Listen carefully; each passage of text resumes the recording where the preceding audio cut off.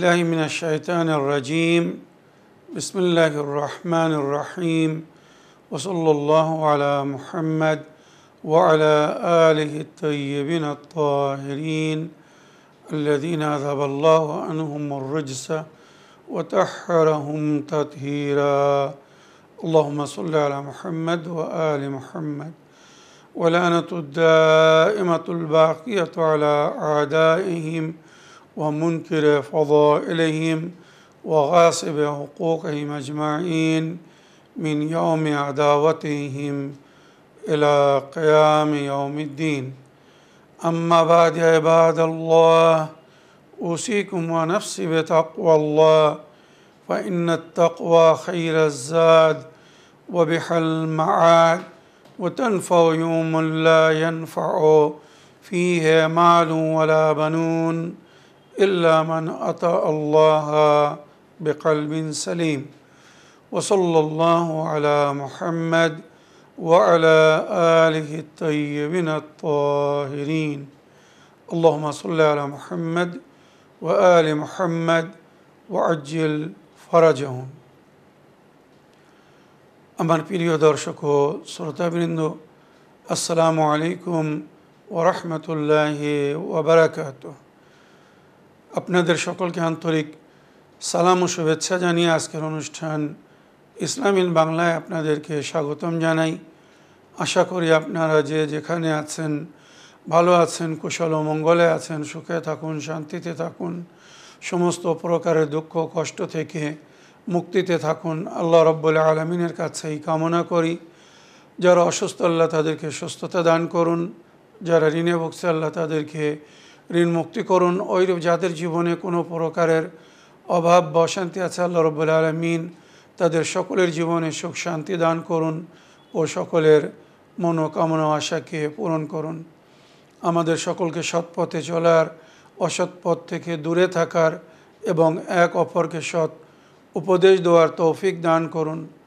আমরা যেন সত্য বা হক জিনিসকে জেনে শুনে মেনে তার উপরে আমাল করে সেটা অন্যদের সামনে তুলে ধরতে পারি বা সকলের কাছে পৌঁছে দিতে পারি। আল্লাহ রাব্বুল আলামিন আমাদেরকে সেই মনোবল ও নেক তৌফিক দান করুন। আমিন ইয়া রাব্বাল আলামিন। এই দুয়ার সঙ্গে আজকের পর্ব শুরু করতে চলেছি। বিনা কোনো ভূমিকায় সরাসরি আপনাদের পাঠানো পেন্ডিং প্রশ্নের উত্তর দিতে চাই। তাই আসুন দেখি কোথা থেকে কে কী প্রশ্ন করছেন বা কে কী জানতে চাচ্ছেন। সালামু আলাইকুম ইসলামিক বাংলা প্রিয় সাবির ভাইজান, আশা করি আপনি ভালো আছেন। ভালো থাকুন, সুস্থ থাকুন, এই দোয়া করি। সূরা নাহল এর মধ্যে যে 40টি নিয়ামতের উল্লেখ আছে তা বিস্তারিত জানাবার আবেদন রইল। খোদা হাফিজ, ফি আমানিল্লাহ। ওয়ালাইকুম আসসালাম ওয়া রাহমাতুল্লাহি ওয়া বারাকাতুহু। আমার প্রিয় বোন, আপনার ভয়েসমেলের জন্য আপনাকে ধন্যবাদ জানাই। আপনি সূরা নাহলের মধ্যে যে 40টি আল্লাহর নিয়ামতের জিকির রয়েছে তার সম্পর্কে বিস্তারিত জানতে চেয়েছেন। তো আমার প্রিয় বোন, আমি যদি সূরা নাহলের মধ্যে যে আল্লাহর নিয়ামতের জিকির রয়েছে সমস্ত নিয়ামতের যদি আমি ব্যাখ্যা করতে চাই তো আমাকে পুরো সূরা প্রথম থেকে নিয়ে শেষ পর্যন্ত পড়তে হবে, তারপরে তার অনুবাদ বা ব্যাখ্যা করতে হবে, যেটা একটি না কয়েকটি এপিসোডও হয়তো সম্ভব না। আমার প্রিয় বোন, কিছু মনে করবেন না, আমি এই সূরার সারাংশ, এই সূরার ফজিলত এবং এই সূরার মধ্যে যে নেয়ামতগুলোর জিকির হয়েছে তার শুধু তালিকা বা একটি ভূমিকা রূপে বলে দিচ্ছি। আশা করি বাকি নেয়ামত বা আল্লাহ রাব্বুল আলামিনের যে অবদানের যে জিকির হয়েছে আপনারা বাংলা দোয়া অ্যাপ বা নেজাত অ্যাপের মধ্যে পুরো কোরআন দোয়া আছে, ওখানে বাংলা অনুবাদ বা বাংলা তাফসির দেখে পড়ে বুঝতে পারবেন যে আল্লাহর কোন কোন নেয়ামতের জিকির হয়েছে এই সূরার মধ্যে। তাছাড়া প্রিন্টেড বাংলা কোরআন যদি থাকে তো ওখানেও আপনারা পেয়ে যাবেন। আমি শুধু সূরার সারাংশ বলে দিই। সূরা নাহল পবিত্র কোরআনের বর্তমান সূচি বা তালিকা হিসাবে 16 নম্বর সূরা, আর অবতীর্ণ হিসাবে এটা 70 নম্বর সূরা। এটা 14 পারায়, আর এই সূরাটি মক্কায় অবতীর্ণ হয়। এই সূরার মধ্যে টোটাল 128টি আয়াত, 1851টি শব্দ ব্যবহার হয়েছে, 7835টি অক্ষর ব্যবহার হয়েছে। এই সূরার নাম সূরায়ে নাহল হওয়ার কারণ হচ্ছে এই সূরার মধ্যে মধুমাখির জিকির হয়েছে। নাহল মানে মৌমাছি বা মধুমাখি যাকে বলা হয়। আর মধু আল্লাহর নেয়ামতের মধ্যে একটি বড় নেয়ামত, যার মধ্যে আল্লাহ 70 প্রকারের রোগের চিকিৎসা রেখেছে। বিশেষ করে কারোর যদি গ্যাসের রোগ হয় বা পেটের সমস্যা থাকে, তো হালকা গরম পানিতে 2 চামচ মধু মিক্স করে তার সঙ্গে যদি সামান্য লেবুর রস দিতে পারে খুব ভালো, না দিলেও চলবে। তবে খাঁটি মধু 2 চামচ গরম পানিতে মিক্স করে 7 বার সূরায়ে আলাম পড়ে যদি পান করা হয়, তো পেটের সমস্ত রোগ, বিশেষ করে গ্যাসের রোগ থেকে খুব শীঘ্র মুক্তি পাওয়া যায়, যেটা নবী করিম সাল্লাল্লাহু আলাইহি ওয়াসাল্লাম নিজের এক সাহাবীকে বলেছিলেন। এবারে এই সূরার মধ্যে যে আল্লাহর নেয়ামতের জিকির হয়েছে, আমি তার শুধু হেডলাইন বা একটি সূচি বলে দিই। सूरह नहल के बेशतर इक़्तिबासात में खुदा की नेमतों के बारे में बहस की गई है। उन नेमतों में बारिश, যেমন বৃষ্টিপাত, সূর্যের আলো, বিভিন্ন প্রকারের শাকসবজির জিকির হয়েছে, ফলের জিকির হয়েছে, বা পানাহারের দ্রব্যের জিকির হয়েছে। সে ওইরূপ মানে চৌপাই মানে ছাগল, ভেড়া, গরু, উট ইত্যাদি আল্লাহর যে সমস্ত নেয়ামত তার জিকির রয়েছে। তাছাড়া তৌহিদ বা তৌহিদের ওপরে প্রমাণ, দলিল, কিয়ামত বা মুশরিকিন ও মুজরিমিনদেরকে সতর্কতা দেওয়া হয়েছে।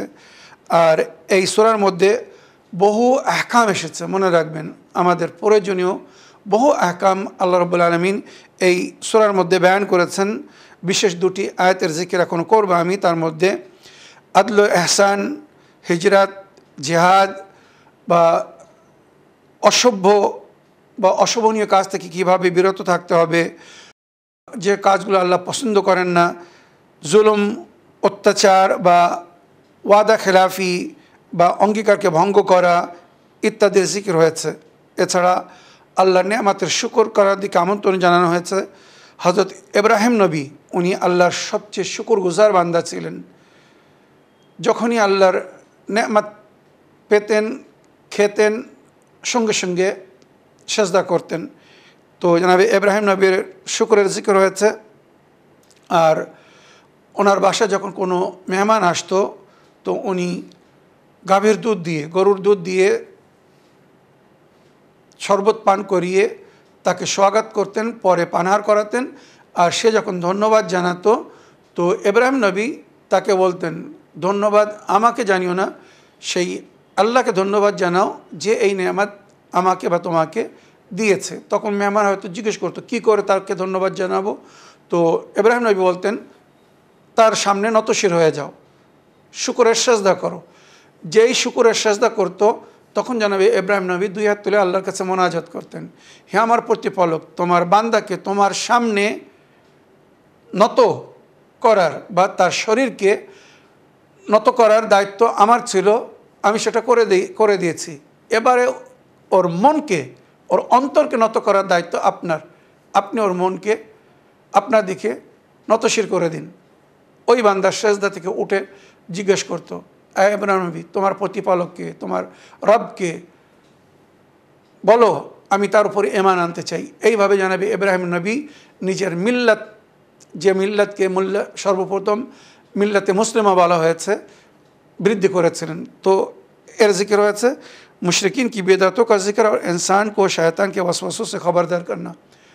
মুশরিকরা যে সমস্ত বিদআত করতো, বিভিন্ন কাজ করতো, কুসংস্কার ছিল তাদের মাঝখানে, তার জিকির হয়েছে।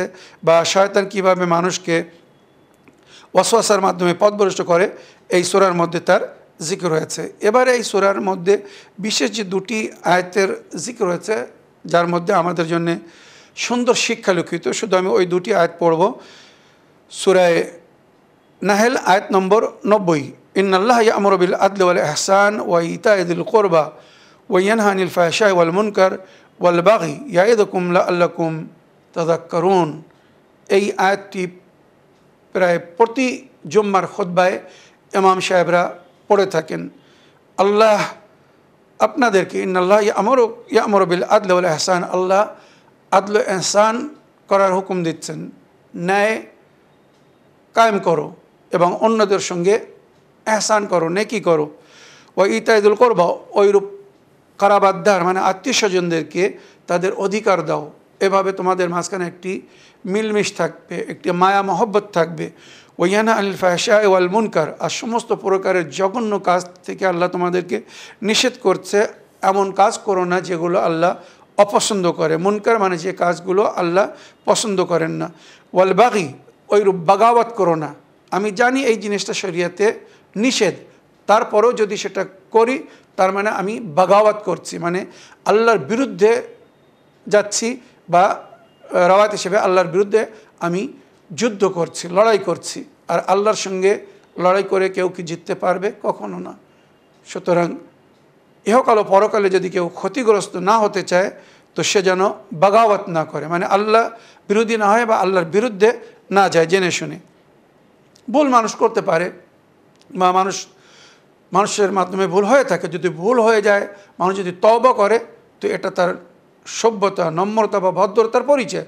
আমার প্রতিপালক, আপনি এটা আদেশ করেছিলেন কিন্তু আমি পালন করতে পারিনি, কি আপনি এটা নিষেধ করেছিলেন কিন্তু আমি সেটা করে ফেলেছি, আমি ক্ষমা চাই। মনে রাখবেন, এইভাবে আমাদের ভুলের সংশোধন করতে বলা হয়েছে, যার নাম তওবা বলা হয়েছে। ইয়া'iদুকুম লাআল্লাকুম তাযাক্কারুন, এইভাবে আল্লাহ তোমাদেরকে ওয়াজ করেছেন, নসিহত করেছেন, তো তোমরা এইভাবে জীবনযাপন করো, আল্লাহর হুকুম মেনে চলো, আল্লাহর জমিনে আদল ইনসাফ ও ন্যায় কায়েম করো, সমস্ত প্রাপ্য ব্যক্তিদেরকে, হকদারকে তার হক দাও, বা জঘন্য কাজ থেকে, অন্যায় থেকে, পাপ থেকে দূরে থাকার চেষ্টা করো, আল্লাহর বিরুদ্ধে যেও না। লাআল্লাকুম তাযাক্কারুন, কেন এইগুলো বলা হয়েছে? যাতে তোমরা এগুলো স্মরণে রেখে এর উপরে আমাল করো। ওইরূপ সূরা নাহলে আগে আল্লাহ রাব্বুল আলামিনের এরশাদ হচ্ছে আয়াত নম্বর 125, আমাদেরকে কিভাবে অন্যদেরকে আল্লাহর পথের দিকে আমন্ত্রণ জানাতে হবে, কিভাবে বোঝাতে হবে মানুষকে, বা যদি কারোর সঙ্গে যদি তর্ক করতে হয় তো কিভাবে তর্ক করতে হবে, এই আয়াতের মধ্যে আল্লাহ উল্লেখ করেছেন। ওয়াদু ইলা সাবিলি রাব্বিকা বিল হিকমাতি ওয়াল মাউইযাতিল হাসানা, আল্লাহ বলছেন তোমরা নিজের প্রতিপালকের রাস্তা দেখিয়ে আমন্ত্রণ জানাও অন্যদেরকে, বিল হিকমাতি ওয়াল মাউইযাতিল হাসানা, হিকমাতের মাধ্যমে। আমি এর ব্যাখ্যা করেছি আগে। হিকমাত মানে এমন কথা যেটা মানে শিক্ষিতদের কথা বা বুদ্ধিজীবীদের কথা, নৈতিক, যার মধ্যে এমন একটি উদাহরণ বা এক্সাম্পল থাকবে, সামনেওয়ালা যেন সেটাকে অস্বীকার না করতে পারে, অমান্য না করতে পারে। এইভাবে হিকমতের মাধ্যমে কথা বলো। ওয়াল মাউইযাতুল হাসানা মানে খুব সুন্দরভাবে, ভদ্র ভাষায়, নম্র ভাষায়, কড়া ভাষায় কথা বলো না, বা রাগ করে কথা বলো না, বা টোন কেটে বা টিটকিরি আমরা যেটা বলি, অনেক সময় তাঞ্জ করে কথা বলা হয়, তো মানুষ কথা মানে না। তো রহস্য করে তাঞ্জ করে কথা বললে হবে না, খুব সফটলি, নরম ভাষায়, মিষ্টি ভাষায় বলতে হবে। ওয়াজাদিলহুম বিল্লাতি হিয়া আহসান, আর যদি তর্ক করতে হয় তো আহসান তরিকায় তর্ক করে। আহসান তরিকা মানে সভ্যতার মাধ্যমে, দলিল সহ, প্রমাণ সহ তর্ক করো, যাতে সামনেওয়ালা যদি সে শিক্ষিত বা জ্ঞানী হয়, বা তার মধ্যে সভ্যতা থাকে, ভদ্রতা থাকে, নম্রতা থাকে, তো সে তোমার কথা শুনবে বা মানবে বা মানার চেষ্টা করবে। কিন্তু কিছুরা আছে যাদেরকে আমরা আড়িয়াল বলি, মানে অন্ধবিশ্বাসী বা জ্ঞানহীন, মারেফাতহীন, বা আমরা বলতে পারি কোনো একটা বিশেষ সম্প্রদায়কে সে বিশেষভাবে ফলো করছে বলে অন্য যে কেউ যতই হক বলুক না কেন, যতই সত্য কথা বলুক না কেন, মানব না তো মানব না। তো এই সমস্ত আড়িয়ালদেরকে এদের অবস্থায় ছেড়ে দিন। এদেরকে বুঝিয়ে পারবেন না, আর কোনো লাভও হবে না, কারণ হয়তো এরা শুনবে কিন্তু করবে সেটা যেটা সে আগে থেকে ধরে রেখেছে, যেটা কুফার ও মুশরিকিন মক্কারা বলতো, নাহনু নাত্তাবি মা আলফাইনা আলাই আবানা, আমি তো ওই পথের উপরেই চলবো যে পথের উপরে আমার বাপ দাদাদেরকে পেয়েছি। কোরআন বলছে আওয়ালাউ কানা আবাউহুম লা ইয়াকিলুনা শাইআ, হয়তো তার বাপ দাদারা কিছু বুঝতো না, কিছু জানতো না, মূর্খ ছিল, ছেলেদেরকে সেই মূর্খতার উপরে লাগিয়ে গেছে, তারাও সেই মূর্খতার উপরে চলছে, সেই অন্ধকারে চলছে। তো আমাদের মাঝখানে এমন মূর্খর অভাব নেই, এমন অশিক্ষিতদের অভাব নেই যারা নিজের পূর্বপুরুষদের ভুলকে ধরে আছে, সংশোধন করছে না। ঠিক পথে চললে হয়তো আল্লাহ তাকে ক্ষমা করে দেবে, বা সে যদি নেক পথের প্রতি হয়তো তার মাতা পিতার ওপরে বা পূর্বপুরুষের যে ভুলের ওপরে ছেড়ে গিয়েছিল, এ যদি দোয়া করে মাগফিরাত কামনা করে হয়তো আল্লাহ তাদের আযাবকে একটু কম করবে। কিন্তু যে ভুল পথের ওপরে তারা নিজেরা চলে গেছে আর বাচ্চাদেরকে লাগিয়ে গেছে, বাচ্চারা যদি সেই ভুল পথ না ছাড়ে, সেই ভুল পথের উপরে চলতে থাকে, তো এরাও সাজা পাবে আর তারা সাজা পাবে যারা এই ভুল পথে লাগিয়ে গেছে। আমার প্রিয় বোন, আশা করি আপনি বুঝতে পেরেছেন। এবারে এই सूरह फजीलत যেটা जिक्र হয়েছে, पैगम्बर अकरम सल्लल्लाहु अलैहि वसल्लम से मनकुल है कि जो शख्स इस सूरह की तिलावत करेगा तो अल्लाह ताला उसे दुनिया में अता करदा नेमतों का हिसाब नहीं लेगा। যদি কেউ এই সূরার বারবার তিলাওয়াত করে তো আল্লাহ এই দুনিয়ায় তাকে যত নেয়ামত দিচ্ছে তার হিসাব নেবে না। और उसकी जज़ा उस शख्स के बराबर है कि जो मर जाए और एक अच्छी वसीयत छोड़ जाए। আর এই শখসের जज़ा মানে আল্লাহর তরফ থেকে যে ইনাম উপহার বা जज़ा পাবে সেই ব্যক্তির মতো যে এই দুনিয়া থেকে नेक वसीयत করে গেছে। और उसी दिन उसकी मौत वाक़ हो जाए कि जिस दिन उसने उस सूरत की तिलावत की, तो उसकी जज़ा उस शख्स के मानिंद है जो अच्छी और पसंदीदा वसीयत छोड़ के रुखसत हुआ।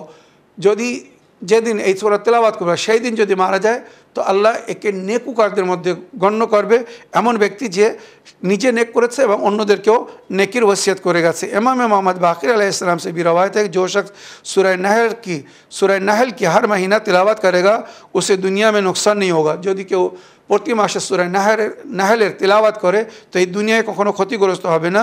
और 70 किस्म की बलाओं से कि जिनमें से सादा तरीन जुनून जुज़ाम और बर्स है उससे दूर होगी।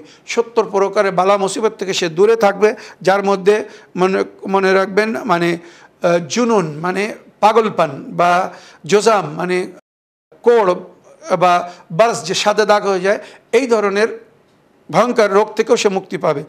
उसकी जगह बेहेश्ते अदन में है, यानी जन्नतुल अदने সে জায়গা পাবে। জান্নাতের মাঝখানে যে বড় সুন্দর জায়গা তৈরি করা হয়েছে আল্লাহর বিশেষ বা नेक वली औलियाদের জন্য।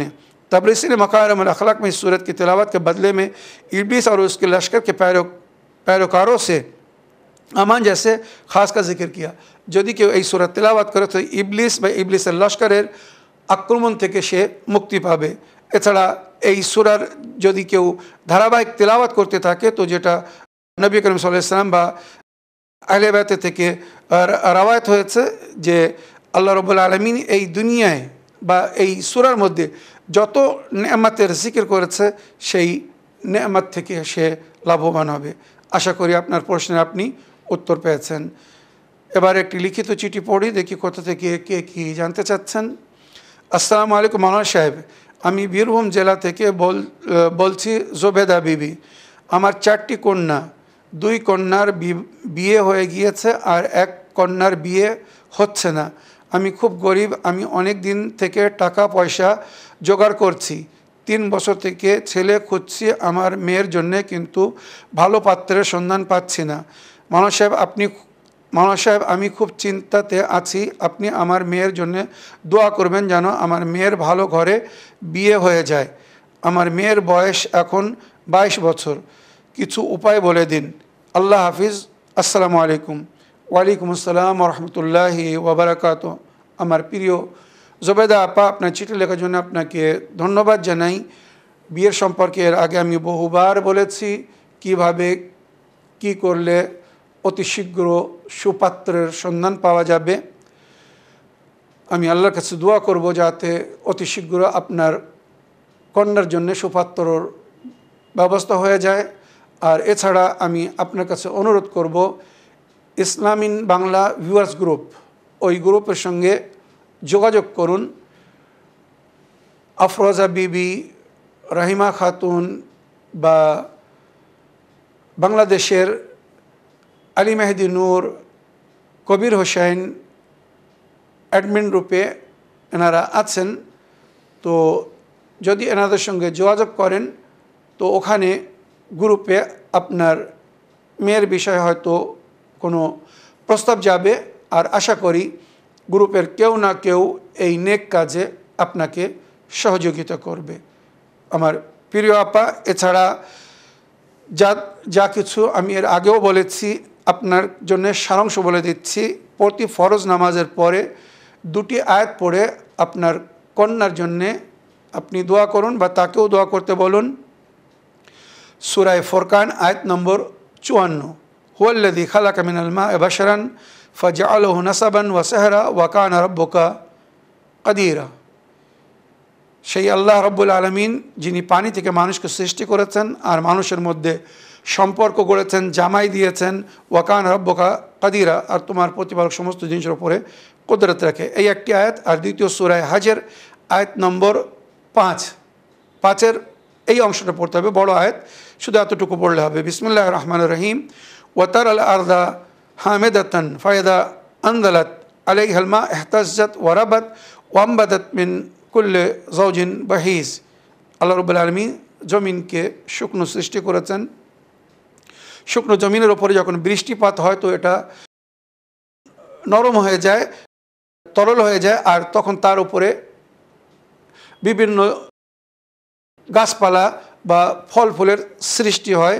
ওকুল্ল যাওজিন বাহিজ, এখানে বলা যাওজিন বাহিজ হচ্ছে জোড়া তৈরি হয়। মনে রাখবেন, সমস্ত জিনিসের মাঝখানে আল্লাহ রাব্বুল আলামিন পুরুলিঙ্গ বা নারীলিঙ্গর জোড়া রেখেছে। তো এর মাধ্যমে ফসল হয় বা উৎপাদন হয়। তো এই আয়াত যদি প্রতি নামাজের পরে পড়ে দোয়া করে বা আপনি যদি দোয়া করেন, আশা করি রাখি খুব শীঘ্র সুপাত্রের ব্যবস্থা হয়ে যাবে। তাছাড়া মেয়ে নিজে যদি ভালো স্বামী পেতে চায় তো 2 রাকাত নামাজে হাজাত পড়বে। আমি 2 রাকাত নামাজে হাজাত পড়িতেছি যাতে অতি শীঘ্র আমার জন্য সুপাত্রের ব্যবস্থা হয়ে যায়। 2 রাকাত নামাজ পড়বে সকালের নামাজের মতো, তারপরে নামাজের শেষে তসবিহ জাহরা সালামুল্লাহ আলাইহি পড়বে। কিন্তু আজকে তসবিহ পড়ার ভিন্ন নিয়ম হবে। যেভাবে জানাবে জাহরা নিজের বিবাহর সময় যখন প্রস্তাব আসছিল, আকাশ থেকে তারা নামছিল, যেভাবে তসবিহ পড়েছিলেন ওইভাবে তসবিহ পড়তে হবে।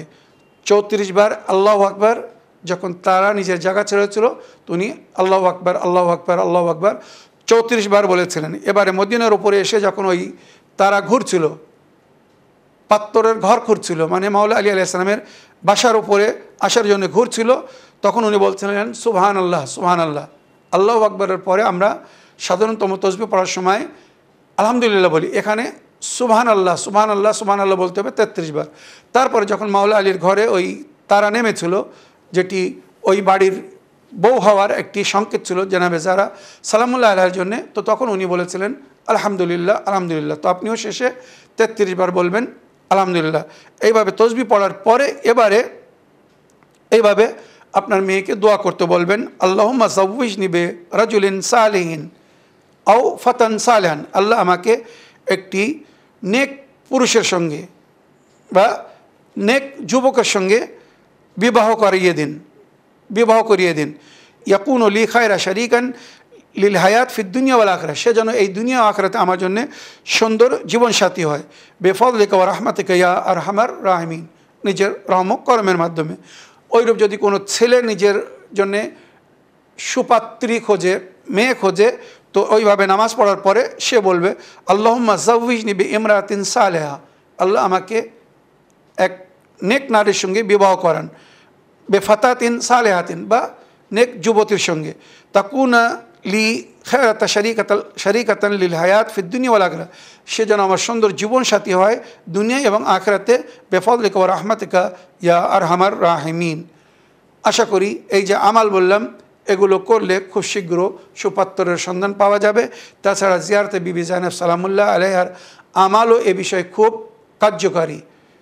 69 দিনের এই আমাল, প্রতিদিন সাদকা দিতে হবে বিবি জাইনাব সালামুল্লাহ আলাইহার নামে কিছু, তারপরে বিবি জাইনাব সালামুল্লাহ আলাইহার জিয়ারত পড়তে হবে, জিয়ারতে মুফাজ্জিয়া, জিয়ারত পড়ার পরে 2 রাকাত নামাজে জিয়ারত পড়ে বিবি জাইনাবকে হাদিয়া করতে হবে, তারপরে ওনার কাছে ইস্তেগাসা করতে হবে, আয় মাওলা মুশকিল কোশা কন্যা, আয় বিবি জাইনাব আমার কন্যার জন্য আল্লাহর দরবারে আপনি সুপারিশ করে দিন, আল্লাহ যেন তার জন্য সুপাত্রের ব্যবস্থা করে দেয়, বা তার জন্য যেন সুন্দর স্বামী বা সুন্দর বরের ব্যবস্থা হয়ে যায়। এইভাবে আল্লাহর কাছে দোয়া করতে বলা হয়েছে। আশা করি মনোকামনা আশা পুরো হবে। আমার প্রিয় আপা, আশা করি আপনার প্রশ্নের আপনি উত্তর পেয়েছেন। এবার একটা অডিও নিই। আসসালামু আলাইকুম মাওলানা সাহেব, আমি মিজানুর রহমান মল্লিক বলছি। গত পরশুদিন আমার হোয়াটসঅ্যাপ আইডি ডিলিট হয়ে যায় এবং তার মধ্যে আমার যত তথ্য ছিল এবং প্রত্যেকের কাছে শেয়ার করা যত তথ্য ছিল, প্রত্যেকের সঙ্গে যে কনভারসেশন ছিল হোয়াটসঅ্যাপের মাধ্যমে, সেগুলো সব আমার মোবাইল থেকে মুছে যায়। তো ইসলামিন বাংলাতে আমি যেখানে প্রশ্ন করি যে নম্বরটিতে, ওই নম্বরটিতেও আমার প্রায় 15 থেকে 17টা অ্যাপ্রক্সিমেটলি আমার প্রশ্ন দেওয়া আছে।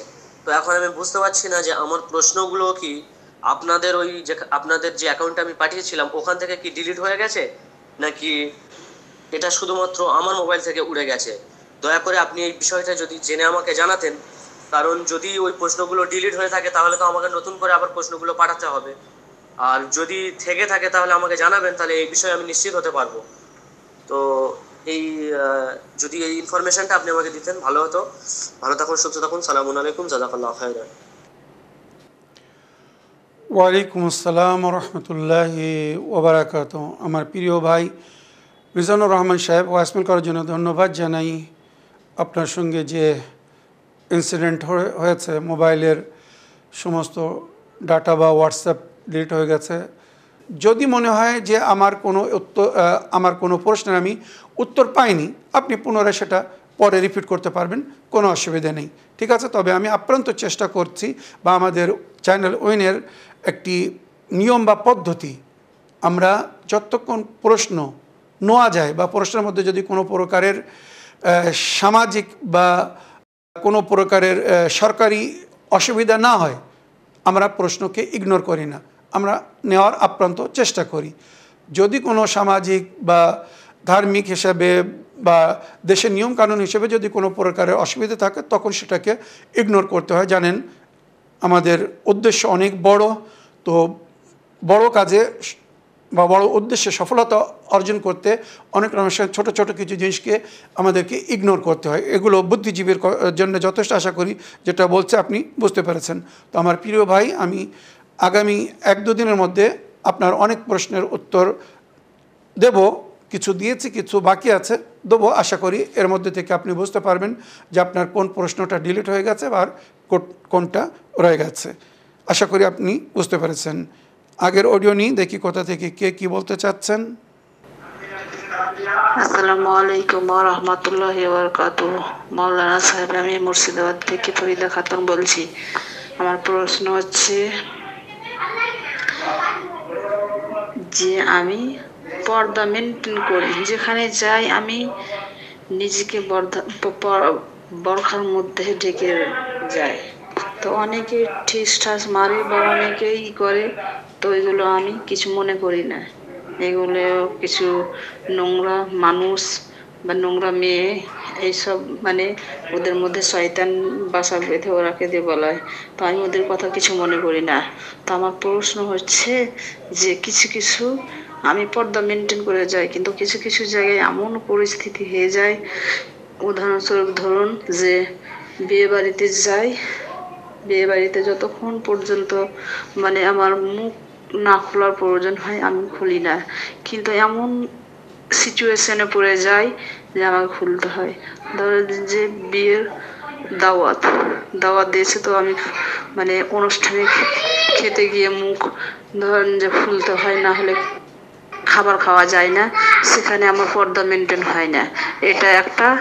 আর একটা আমাদের সমাজে চলে আসছে যে কোনো মানে ছবি তোলা, আর্জেন্টি দরকারে ছবি তোলা, এমনি তো আমি তুলি না, কিন্তু আর্জেন্টি দরকারে ছবি তুলতে হবে, তো মেয়েরা মুখ খুলে মানে মুখ ঢেকে ছবি নেই না সরকারে, কিন্তু মুখ খুলে না নেবে, তো আমাদেরকে ওখানেও আমাদের পর্দা মেনটেন হয় না। তো এইগুলো ইসলামে কি জায়েজ আছে না নেই, এগুলো একটু বলবেন। আসসালামু আলাইকুম ওয়া রাহমাতুল্লাহি ওয়া বারাকাতুহু। ভালো থাকুন, সুস্থ থাকুন। ওয়ালাইকুম আসসালাম রহমতুল্লাহি ওবরাকাত। আমার প্রিয় আপা বা ফরিদা বোন, আপনার ভয়েসমেলের জন্য আপনাকে অসংখ্য ধন্যবাদ জানাই। আপনার প্রশ্নের উত্তর দেওয়ার আগে আমি দুটি কথা আপনাকে বলতে চাই, কিছু মনে করবেন না। 1 নম্বর, যখন আপনারা প্রশ্ন রেকর্ডিং করবেন তো ব্যাকগ্রাউন্ডে বা পিছনে যদি কোনো আওয়াজ থাকে তো সেখান থেকে সরে যাবেন। টিভির আওয়াজ হোক বা সাইড থেকে অনেক সময় জোরে আওয়াজ আসে, এগুলো কিন্তু আপনার ভয়েসকে ডিস্টার্ব করছে, আপনিও শুনছেন, সবাই শুনছে। তো টিভির সাউন্ড কম করে বা যেখানে নীরবে সাইড থেকে আওয়াজ আসবে না এমন জায়গায় দাঁড়িয়ে বা বসে রেকর্ডিং করবেন। 1। দ্বিতীয়, আরও একটা কথা আপনাকে বলতে চাই, আপনি স্বপ্নর দুনিয়া থেকে একটু বাইরে আসুন। আপনার অধিকাংশ অডিও যেটা আপনি এখানে পাঠান তার মধ্যে আপনি স্বপ্নের তাবির, খবরের ব্যাখ্যা বা অর্থ জানতে চান।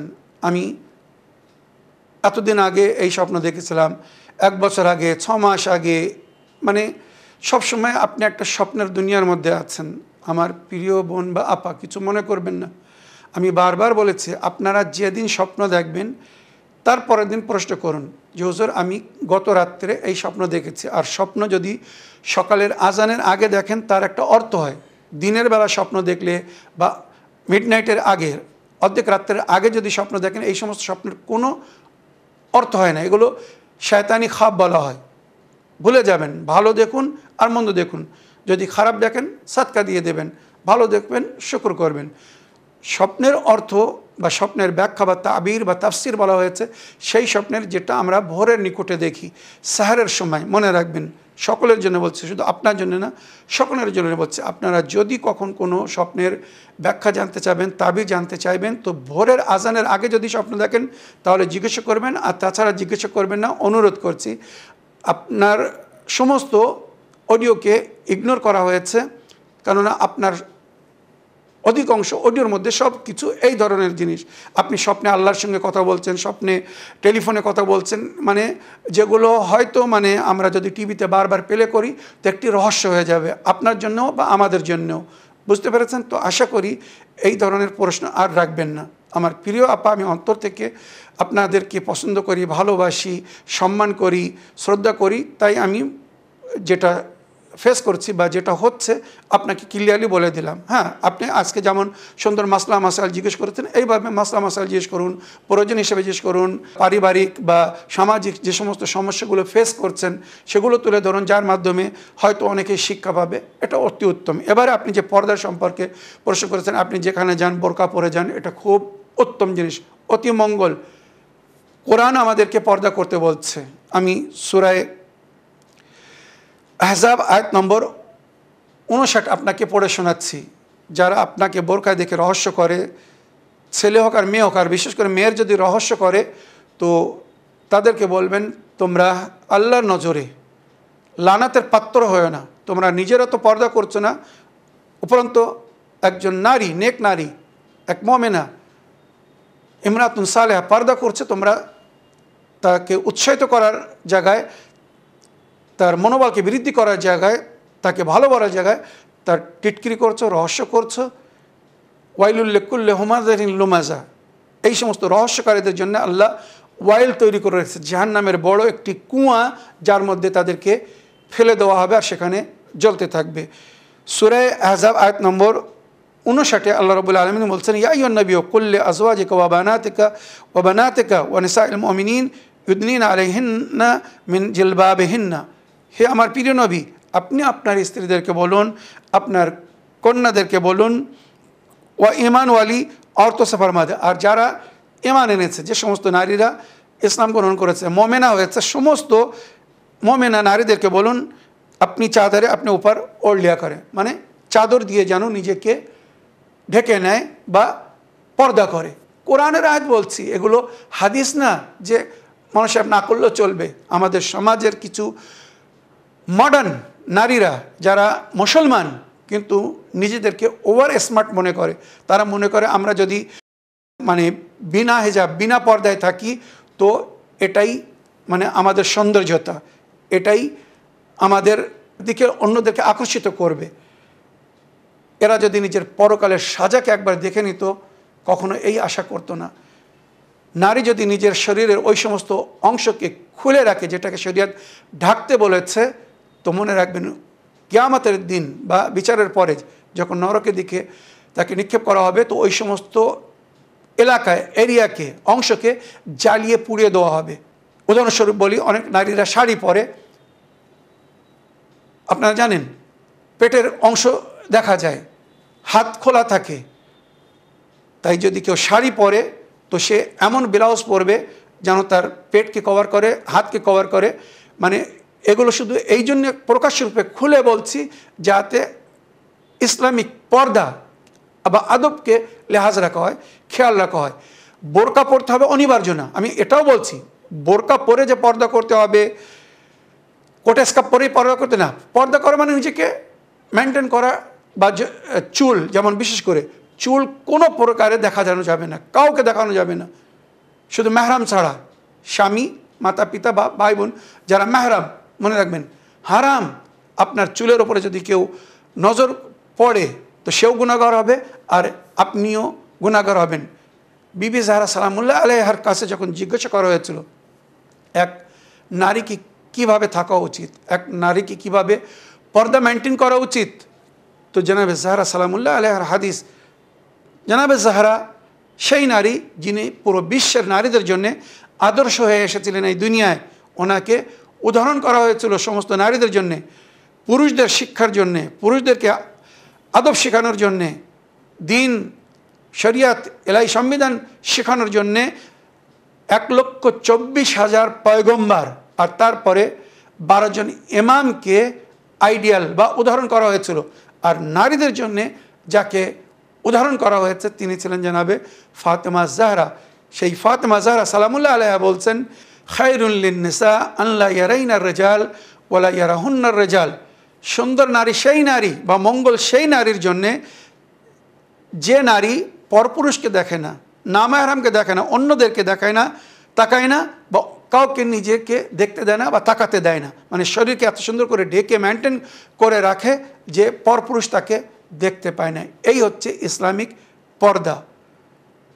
কঠোর শাস্তি হবে, নবীর উম্মতের সবচেয়ে কঠোর শাস্তি রাখা হয়েছে বেপর্দা নারীদের জন্যে, বেশরম নিলজ্জা নারীদের জন্যে। তো আমার প্রিয় বোন বা আপা, আশা করি আপনি বুঝতে পেরেছেন। তাদের কথায় রাগ করবেন না, যারা আপনার পর্দাকে দেখে হয়তো রহস্য করছে বা ঠাট্টা করছে বা বিদ্রুপ কথা বলছে, এদেরকে আল্লাহর উপরে ছেড়ে দিন। আপনি আপনার শরিয়ত, দিন, ধর্ম, মাযহাব, ইসলাম বা ইসলাম সংবিধানকে ফলো করুন। যদি আপনাকে দেখে অন্যরা শিক্ষা লাভ করে, আপনার মতো তারা পর্দা করার চেষ্টা করে, তাদের মঙ্গল। যদি সেটা না করে, তো তারা নিজেদের ক্ষতি নিজেরা করছে। মনে রাখবেন, আমার বা আপনার দায়িত্ব কি মানুষকে বোঝানো, বলা। এবারে কে মানবে কে মানবে না সেটা তাদের ব্যক্তিগত ব্যাপার। তো আমার প্রিয় বোন, আপনি আরও একটা জিনিস জিজ্ঞেস করেছেন যে অনেক সময় বিয়ে বাড়িতে যান, সেখানে হয়তো মুখ খুলে পানাহার করতে হয়। তো আমাদের সমাজে এটাও একটা বড় মুসিবত বলবো, যে নারীদের জন্য বিশেষ ব্যবস্থা হওয়া উচিত। একদিকে নারীরা খাবে, অন্য আরেকদিকে পুরুষরা খাবে। মিক্স গ্যাদারিং শরিয়তে হারাম, অবৈধ। এই যে গুনায় লিপ্ত হচ্ছে, নারী পুরুষ এক জায়গায় হয়ে পানাহার করছে বা হাসি ঠাট্টা করছে, বিয়ে বাড়িতে যেগুলো হয়ে থাকে, তারা নিজেরা তো গুনাহগার হবেই হবে। যত লোক গুনাহ ওখানে লিপ্ত হবে, না বেরাম দেখবে, মনে রাখবে ওই যার বাড়ি বিয়ে হচ্ছে ওই বাড়ির লোক তার জন্য দায়ী হবে। আল্লাহর নজরে সমস্ত লোকের হিসেব তাকে দিতে হবে যারা নামাহরামকে ওখানে দেখবে। তাই এখনও অনুরোধ করছি আমার সমাজের কাছে, সমাজের গুরুজনদের কাছে, বিশেষ করে যে সমাজে যে মৌলবী মাওলানারা আছে, আপনারা বিয়ে পড়ানোর আগে সেখানকার পরিবেশ দেখুন, আপনারা নেকিতে সহযোগিতা করুন, অন্যায় কেউ কারণ মদত করবেন না। কিছু কিছু মাওলানাদেরকে দেখেছি, খুব ভালো লেগেছে, বিয়ের আসরে বসে বিয়ে পড়ানোর আগে পরিষ্কার বলেছে, যদি ছেলে মেয়েদেরকে সেপারেট না করা হয় বা বেপর্দা যদি এখানে রাখা হয় বা এখানে যদি গান বাজনা হয়, আমি বিয়ে পড়ব না, বিয়ের আসর থেকে চলে গেছে। এই ধরনের মাওলানারা উদাহরণ। এমন হতে হবে। আমার প্রিয় বোন, যদি আপনি বিয়ে বাড়িতে যান আর সেখানে যদি পর্দা মেনটেন করা সম্ভব না হয়, আপনি না খেয়ে চলে আসুন, তবে হারাম করবেন না, পরপুরুষকে দেখতে দিবেন না। দুমুঠো ভাত খেতে গিয়ে যদি জাহান্নামের আগুন সইতে হয়, আপনি সেটাকে পছন্দ করবেন? আপনার মতো সমস্ত নেক নারীর জন্য বলছি, যদি আলাদা করে আপনাকে কোনো জায়গায় বসিয়ে পর্দার সঙ্গে না খেতে দিতে পারে, আপনি চলে আসুন, পরিষ্কার বলে দিন যে আপনার এখানে পর্দা নেই বলে আমি এখানে খেতে পারছি না। পরপুরুষের সামনে মুখ খুলে বসে পানাহার করবেন না। এক। দ্বিতীয়, আপনি ফটো তোলার সম্পর্কে জিজ্ঞেস করেছেন যে অনেক সময় প্রয়োজন হিসেবে আমাদেরকে ফটো তুলতে হয়, আর ফটো তোলার সময় পুরো মুখ খুলতে হয়, যেমন পাসপোর্টের জন্যে, আধার কার্ডের জন্য ইত্যাদি। তো এগুলো শরীয়তে বলা আছে মজবুরি। এটা তো ইসলামিক দেশ না, আমাদের দেশ সেকুলার দেশ, সুতরাং সেখানে সমস্ত প্রকারের লোকেরা বসবাস করছে, আর ফটো তোলার জন্যে সবাইকে পুরো চেহারা ওপেন করেই ফটো তুলতে হয়। তো এগুলো মজবুরিতে, তো মজবুরিতে অবৈধ বৈধ হয়ে যায় বা গড় হালাল হালাল হয়ে যায়। তো আপনি যতটুকু প্রয়োজন ততটুকু চেহারা খুলে ফটো তুলে দিন, ফটো করে নিন, কোনো অসুবিধা নেই, শরীয়ত এ বিষয়ে অনুমতি দিয়েছে। তো আমার প্রিয় বোন বা আপা, আশা করি আপনার সমস্ত প্রশ্নের আপনি উত্তর পেয়েছেন। আশা করি প্রথমে যে কথাগুলো বললাম আপনার জন্যে, আগে এর খেয়াল রাখবেন। স্বপ্ন বা তার তাবির নিয়ে তখনই প্রশ্ন করবেন যখন ভোরের আগে স্বপ্ন দেখবেন। আর দ্বিতীয়, যেটা আপনাকে বা আমার সমস্ত দর্শকবৃন্দদের জন্য আমি বলছি, আপনারা যখন ভয়েসমেল করবেন, রেকর্ডিং করবেন, তো নীরব এমন জায়গায় রেকর্ডিং করবেন সেখানে যেন সাইড থেকে কোনো আওয়াজ না আসে, বা যদি টিভির আওয়াজ আসে তো সেটাকে মানে ভয়েস কম করে দেবেন বা স্লো করে দেবেন, নইলে বন্ধ করার পরে রেকর্ডিং করবেন। আশা করি আপনারা নিজের প্রশ্নের উত্তর পেয়েছেন। এই বলে আমার আজকের বক্তব্য এখানে শেষ করলাম। ওয়া আখিরু দাওয়ানা আলহামদুলিল্লাহি রাব্বিল আলামিন। ওয়াসসালামু আলাইকুম ওয়া রাহমাতুল্লাহি ওয়া বারাকাতুহু।